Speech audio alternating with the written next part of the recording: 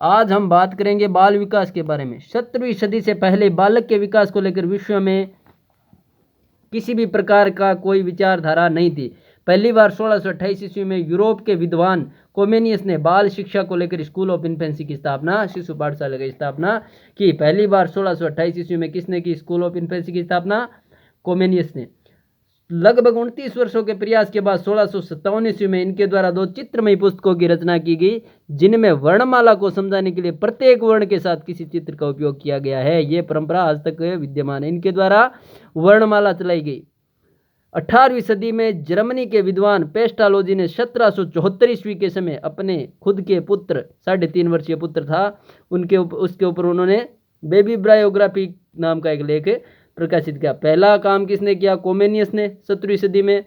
और दूसरा काम प्रयोग किसने किया मनोविज्ञान पर? पेस्टालोजी ने। इनके द्वारा एक लेख लिखा गया टाइडमैन, जिसका प्रभाव किस पे पड़ा? जर्मनी के डॉक्टर, इनका प्रभाव किस पे पड़ा? टाइडमैन पर पड़ा, जिन्होंने चिकित्सा के क्षेत्र में बालक के विकास के अध्ययन को गति प्रदान की। 19वीं सदी में श्रीमती विक्टोरिया हरलोग पहली मनोवैज्ञानिक थी जिन्होंने गर्भावस्था के बारे में अध्ययन किया था, और इनके विचारों से बाल मनोविज्ञान बाल विकास बना। विक्टोरिया हरलोग ने भारतीय प्रवेश में अभिमन्यु, सुखदेव मुनि और भगत प्रहलाद की कहानियों को अपने अध्ययन में उन्होंने कहा कि अभिमन्यु ने पूरी महाभारत की कहानी है वो अपनी माँ के पेट में ही सीख ली थी। भक्त प्रहलाद जो हिरण्यकश्यप के जन्म लिया, लेकिन उसके बाद भी वो एक भगत था, क्योंकि उसने गर्भावस्था में सारी ज्ञान की बातें सुन ली थी। अमेरिकी विद्वान स्टैनले हॉल ने 1893 में बाल विकास आंदोलन को शुरू किया। बाल विकास आंदोलन को शुरू किसने किया? अमेरिकी विद्वान स्टैनले हॉल ने।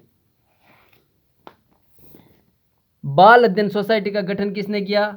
स्टैनले हॉल ने। बाल विकास आंदोलन के जनक कौन थे? Stanley hall. एक बालक गर्भावस्था से लेकर जन्म के बाद की विभिन्न अवस्था में होने वाले विकास का अध्ययन विकास कहलाता है। विकास किसे कहते हैं? गर्भावस्था से लेकर जो जन्म के बाद की विभिन्न अवस्थाओं में विकास होता है उसको क्या कहते हैं?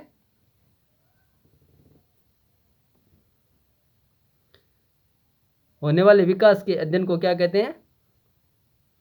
बाल विकास। गर्भकाल से लेकर जन्म के बाद किशोर अवस्था तक होने वाले विकास के अध्ययन को बाल विकास कहते हैं। जन्म से पूर्व की अवस्था से लेकर जन्म के बाद की परिपक्वता, जन्म से पूर्व से लेकर जन्म के बाद की परिवर्तनों के अध्ययन को क्या कहते हैं? बाल विकास। तो किसने कहा? क्रो एंड क्रो की परिभाषा है। एक बालक का जन्म और उस बालक का विकास मूल रूप से वंशक्रम और वातावरण का परिणाम होता है। वंशक्रम और वातावरण का परिणाम होता है, क्योंकि जैसे माता पिता होंगे उसका विकास भी वैसा ही होगा, उसके गुण भी वैसे ही आएंगे, और कुछ गुण वातावरण से प्राप्त बच्चा कर लेता है। वुडवर्थ के अनुसार बालक का विकास उसके वंशक्रम में वातावरण का गुणनफल होता है। विकास है वंशक्रम में वातावरण।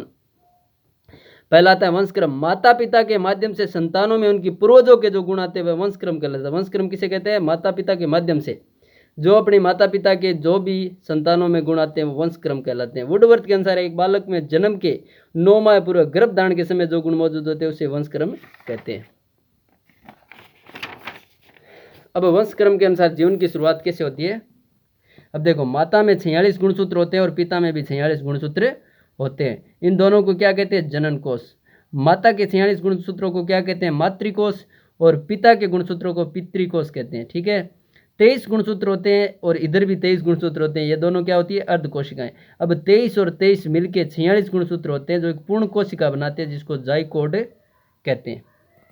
और इस जाइकोड से जीवन का प्रारंभ हो जाता है। ये छोटी सी सुई की नोक के आकार का होता है।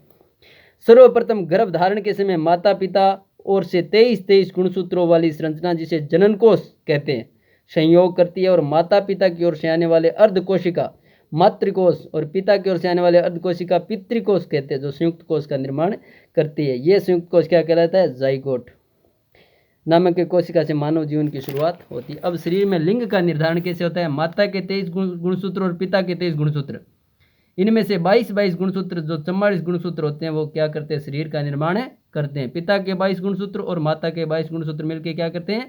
शरीर का निर्माण करते हैं, जिनमें एक गुणसूत्र लिंग का निर्माण करते हैं। 22 तो शरीर का निर्माण करते हैं, और 2 गुणसूत्र जो बचते हैं वो लिंग का निर्माण करते हैं।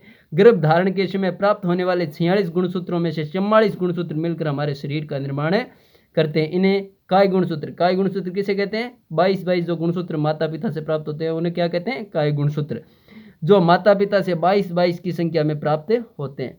माता पिता की ओर से जो प्राप्त होने वाले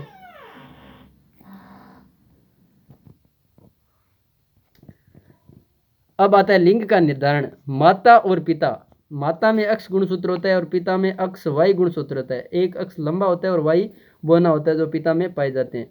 अब अक्ष दोनों मिलकर बालिका बनती है। अक्ष पिता का और अक्ष माता का दोनों मिलकर क्या बनते हैं? बालिका। और अक्ष माता का और अक्ष और बौना वाई, अक्ष वाई मिलकर क्या बनते हैं? बालक। बालिका दोनों लंबे गुणसूत्र का संयोग और बालक एक लंबा व एक बौने गुणसूत्र का संयोग होता है।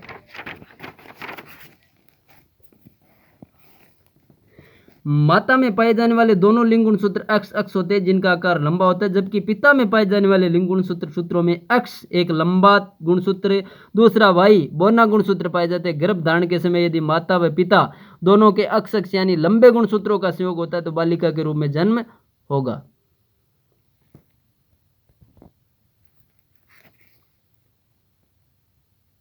विकास में वंशक्रम संबंधित भूमिका, इसमें 2 सिद्धांत आते हैं